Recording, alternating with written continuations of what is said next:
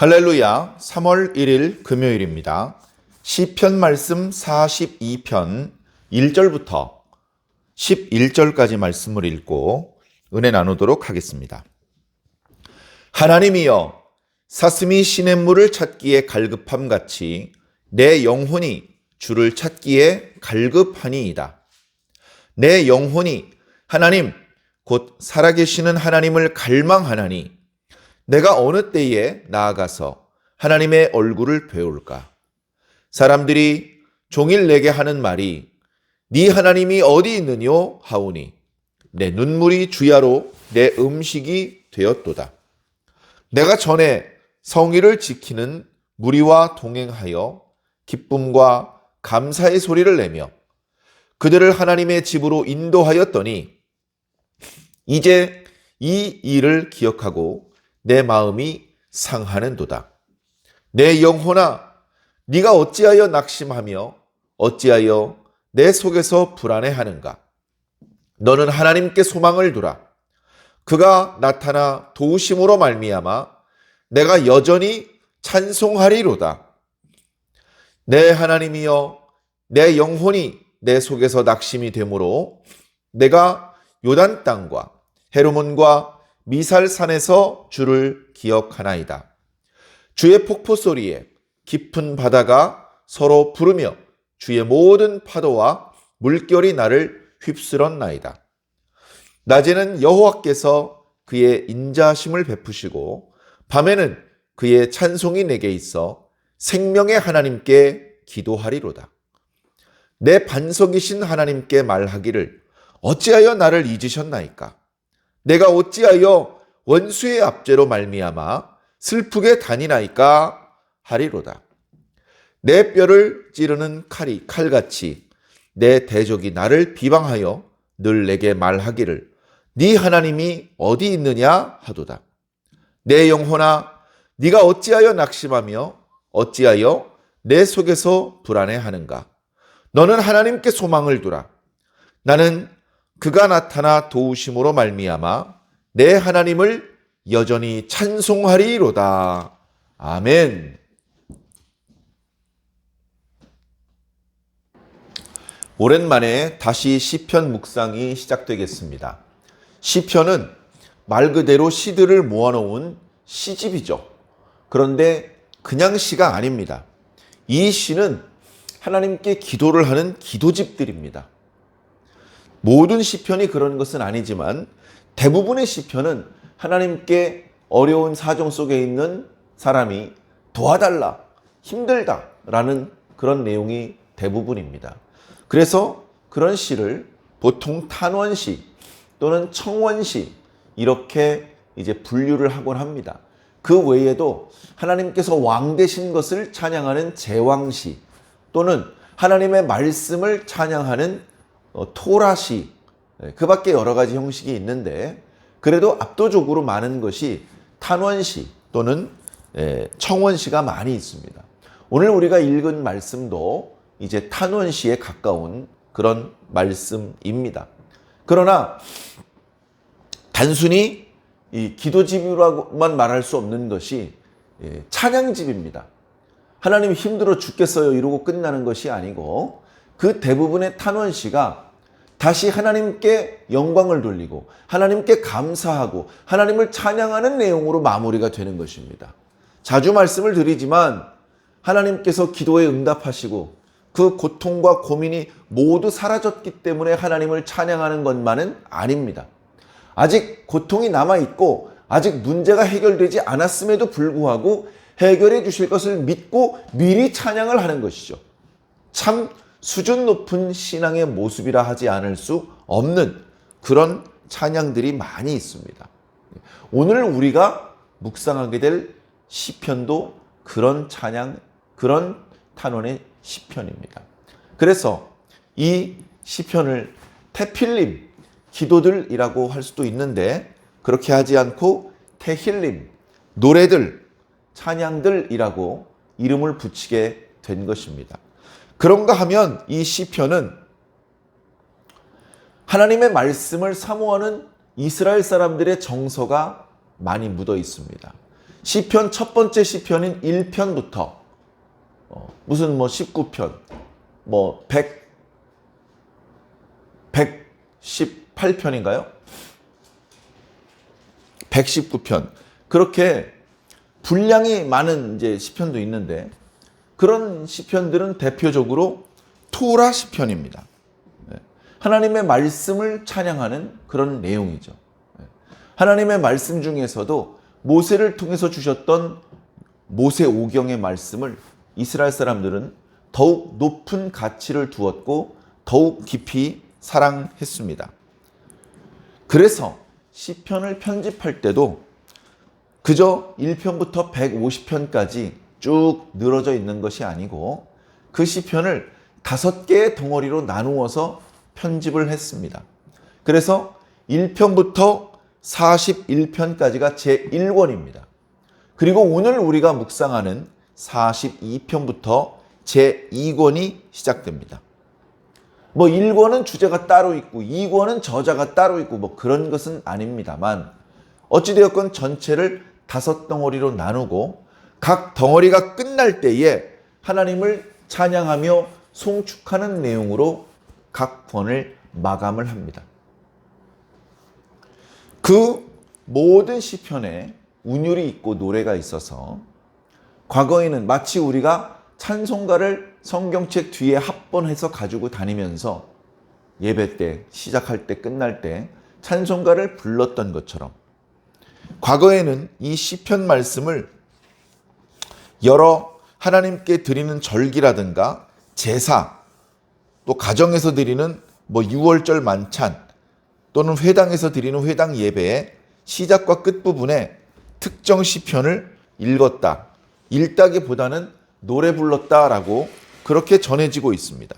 그러나 그 멜로디가 어떻게 되는지는 이렇게 정리되어서 전달되지 못하고 그저 시편의 말씀의 내용으로만 전달이 됩니다. 자, 그래서 오늘 시편 42편인데요. 너무나 유명한 시편입니다. 이 시편의 내용을 두고 많은 찬양 가사가 노래가 만들어지기도 했습니다.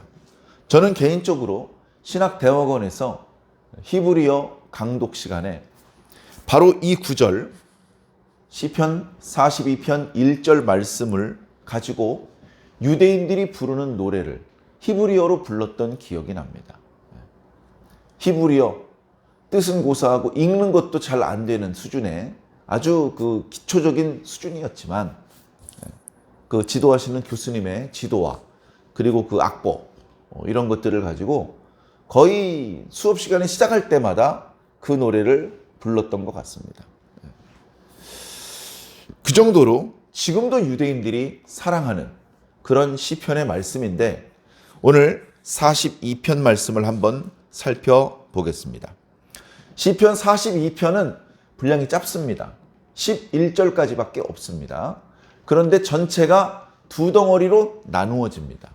시이기 때문에 시를 설명하는 데 사용하는 용어로 설명을 드리겠습니다. 2덩어리로 나누어지니까 1년과 2년으로 나누어지는 것이죠. 그래서 절수는 조금 다릅니다. 1년은 5개 절이고 2년은 6개 절이지만 그러나 1년과 2년이 이렇게 대칭이 많이 됩니다. 가장 눈에 띄는 대칭은 5절과 11절이 마치 노래의 후렴처럼 동일한 내용이 반복됩니다. 자세히 살펴보면 완벽하게 동일한 내용은 아닙니다. 몇 글자 달라요. 그러나 내용상 큰 차이가 없습니다. 뿐만 아니라 그 앞에 후렴구 앞에 나타나는 부분도 1년과 2년이 동일한 내용은 아니지만 내용이 상통합니다. 그래서 우리가 시를 이해하는 방식으로 오늘 시편을 한번 살펴보겠습니다. 이 시를 쓴 사람, 이 노래를 하는 사람, 이 기도를 하고 있는 사람을 우리는 이제 시인이라고 통칭해서 표현하도록 하겠습니다. 이 시인은 하나님을 잘 섬기던 사람입니다.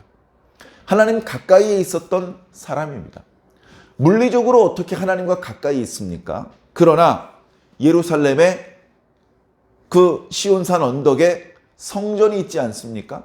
하나님께서 그곳에 머물러 계신다, 임재하신다라고 유대인들은, 이스라엘 사람들은 마음속으로 생각하고 있었기 때문에 그것을 중심으로 가까이서 있으면, 다시 말해서 성전을 자주 방문을 하면, 그러면 그 사람은 시공간적으로 하나님과 조금 가까이 있는 것이죠.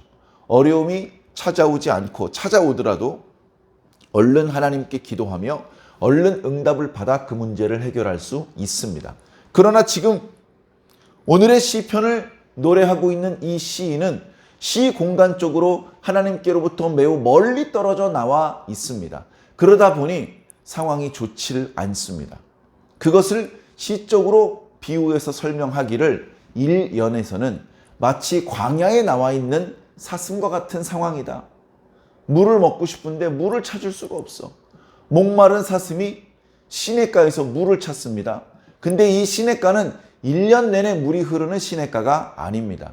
이스라엘에 가면 지금도 1년 내내 물이 흐르는 강은 요단강밖에 없고, 그 나머지 강들은 사실상 우기에만 잠깐 물이 흐르는 듯 하다가 건기가 되면 바짝 말라버리는 그런 와디입니다. 그러니까 그런 와디에, 물이 흐를 것 같은 그런 골짜기에 사슴이 뛰어내려가서 땅에다가 코를 쳐박고 어디 물이 없나 냄새를 맡는데 물이 없어요. 얼마나 고통스러운 순간입니까? 이렇게 광야에 있는, 영적으로 광야에 내던져진 것과 같이 하나님께로부터 시공간이 멀어져서 무척 갈급한 상태. 야, 하나님의 얼굴을 한번 보았으면 좋겠구나. 야, 하나님의 음성을 한번 들었으면 좋겠구나. 하나님의 얼굴을 볼 방법, 하나님의 음성을 들을 방법은 예나 지금이나 없습니다. 그러나 하나님께 제사를 드리던 그 번제단을 볼 수만 있다면 마치 하나님을 본 것처럼 반가울 것이고, 거기서 제사를 드리는 제상의 음성을 듣는다면 하나님의 음성을 듣는 것처럼 참 반가울 텐데, 지금 내가 이렇게 먼 곳에 떨어져 나와서 이렇게 참 어려운 지경에 처해 있구나. 그렇게 노래하고 있습니다. 이연에서는 뭐라고 노래하고 있습니까? 이연에서는 자신이 바다 가운데 빠져 있는 것처럼 노래하고 있습니다. 그래서 여러 파도와 물결에 휩쓸려 떠내려 다니는 것 같은 그런 상황입니다. 지금이야 여러 가지 방법으로 바다에서도 배를 타고 이쪽으로 저쪽으로 다닐 수 있습니다. 날씨도 예상할 수 있고, 또 바다의 바람과 파도와 심지어 바다 속이 어떻게 생겼는지까지 탐사를 할 정도로 많이 기술이 발달했습니다. 물론 그럼에도 불구하고 인간의 힘으로 극복할 수 없는 자연의 무서움이 있죠. 그러나 고대에는 그 자연의 무서움이라는 것이 지금 우리들이 가지고 있는 무서움보다 훨씬 큰 수준이었습니다. 바다는 미지의 세계였습니다. 바다는 우리가 극복할 수 없는, 함부로 우리가 정복할 수 없는 곳이었고, 그리고 그 바다는 말 그대로 혼돈 그 자체였습니다. 태초에 하나님께서 그 혼돈을 깨트리시고 이 질서의 세계, 코스모스, 창조 세계를 만드셨는데, 그런데도 불구하고 그 혼돈은 완전히 제압되지 못하고 바다의 형태로 아직도 남겨져 있는 것이죠. 그래서 사람들에게 바다는 두려움의 대상이었습니다. 그 바다에 던져진 것 같은 심정이라는 것입니다. 그 강한 바람과 그 세찬 물결에 이리저리 휩쓸려 떠다녀 가는 것 같은 그런 상황이라는 것입니다. 그러다 보니까 그 외로움, 그 두려움, 그 고통이 말로 다 표현하기 어려운 지경이라는 것입니다. 실제로 물에 던져졌거나 실제로 광야에서 길을 잃은 것은 아니지만 지금 이 시인이 접한 상황이 그와 같다는 것입니다. 그 상징적인 상황이 말고 실제적으로는 어떤 상황이냐? 주변에 여러 악인들과 대적들 사이에 둘러싸여 있습니다. 그 대적들이 뭐라고 말하느냐? 1연에서도 2연에서도 이렇게 말합니다. 네 하나님이 어디 있느냐? Where is your God? 야, 너 하나님 믿는다면서, 하나님께서 널 지켜주신다면서, 하나님께서 네 기도를 들어주신다면서, 네가 그렇게 말하던 하나님 도대체 어디 계신 거냐? 하면서 비웃는다는 것입니다.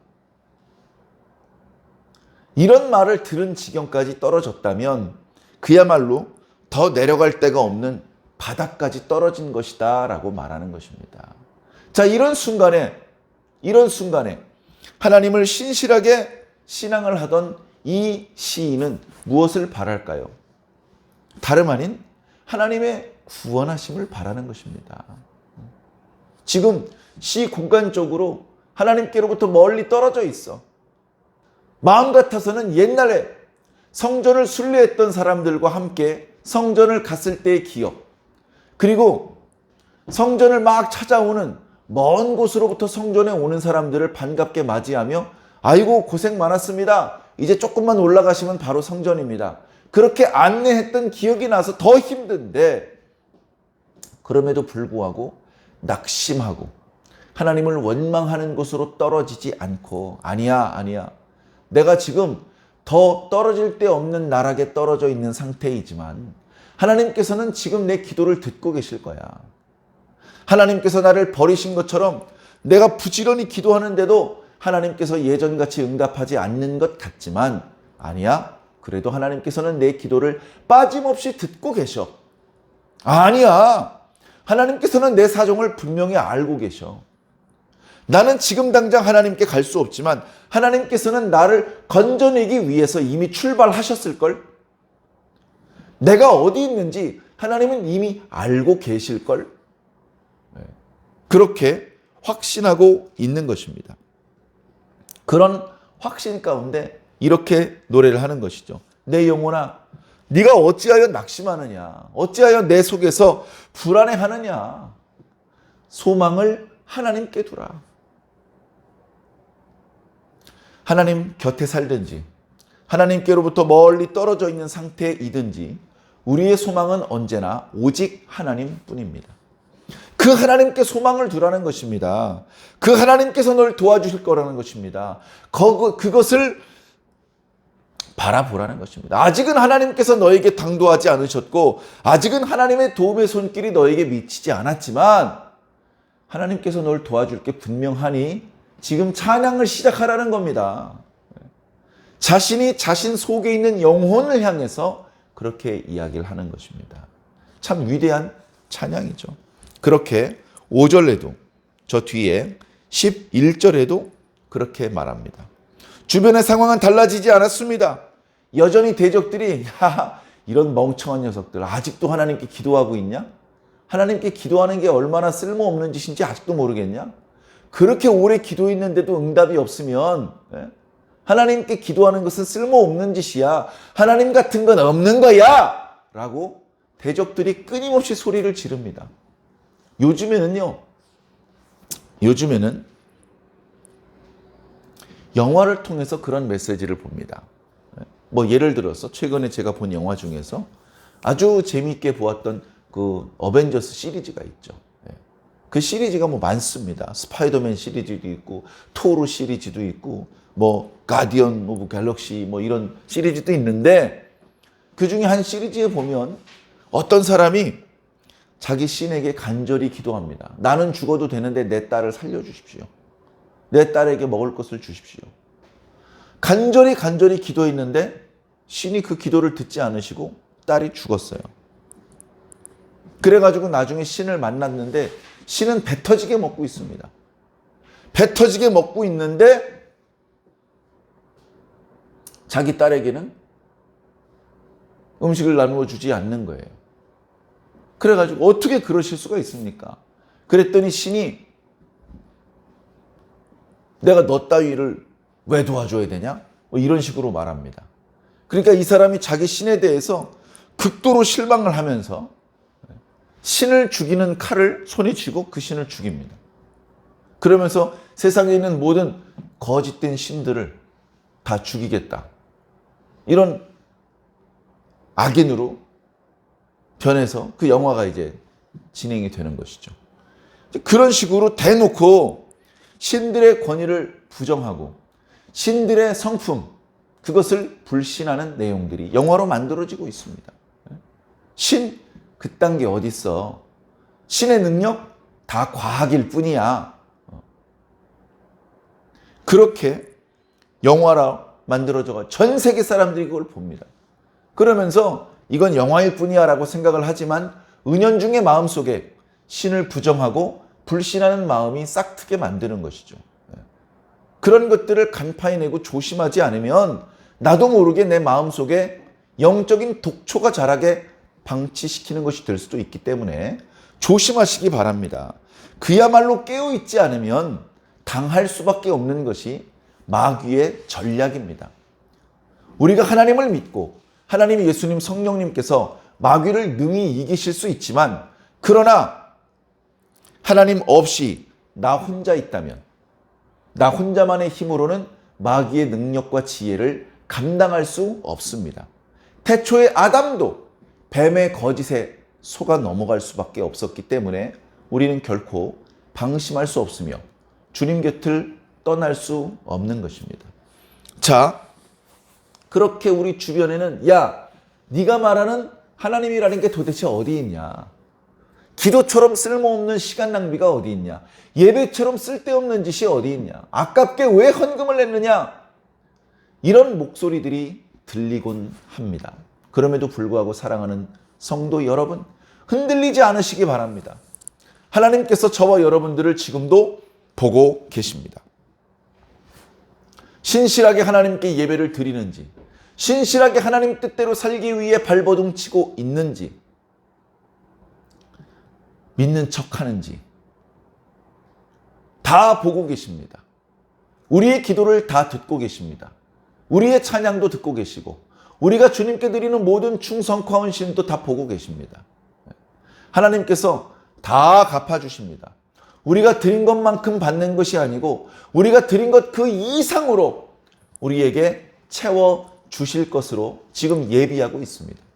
중요한 것은 정말 그 하나님의 엄청난 축복을 받을 만한 자격이 있느냐, 정말로 진실한 마음이 있느냐, 그것이 중요한 것입니다.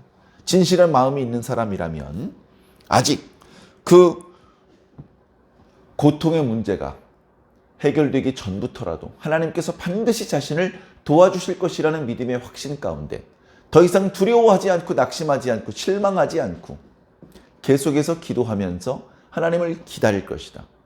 이미 감사하며 이미 찬양하기를 시작할 것이다 라고 말씀하고 있는 것입니다. 오늘 우리 각자의 상황을 살펴보시기 바랍니다. 우리의 상황도 오늘 시편을 기록했던 시인의 상황만큼 열악하지 않은 것인지도 모르지만, 그러나 우리 각자의 아쉬움들은 사실 만만치 않습니다.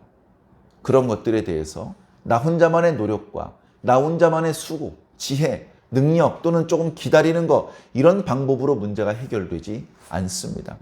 어느 순간 이거 뭐 충분히 해결할 수 있지, 이렇게 생각했던 것들이 해결이 안 되는 거구나, 그렇게 부정적인 결론에 도달하는 경우들이 많이 있는데, 그럼에도 불구하고 우리에게는 하나님이 계십니다. 그 하나님의 이름을 부르는 자는 구원을 얻을 것이며 시온과 예루살렘에 머무는 자들 중에서 살아남을 자가 있을 것이다 라고 말씀하셨던 것을 기억하면서 오늘도 주의 이름을 부르시고 오늘도 주의 도와주심을 확신하는 가운데 오직 하나님께 소망을 두시기를 예수님 이름으로 간절히 축원합니다. 아멘.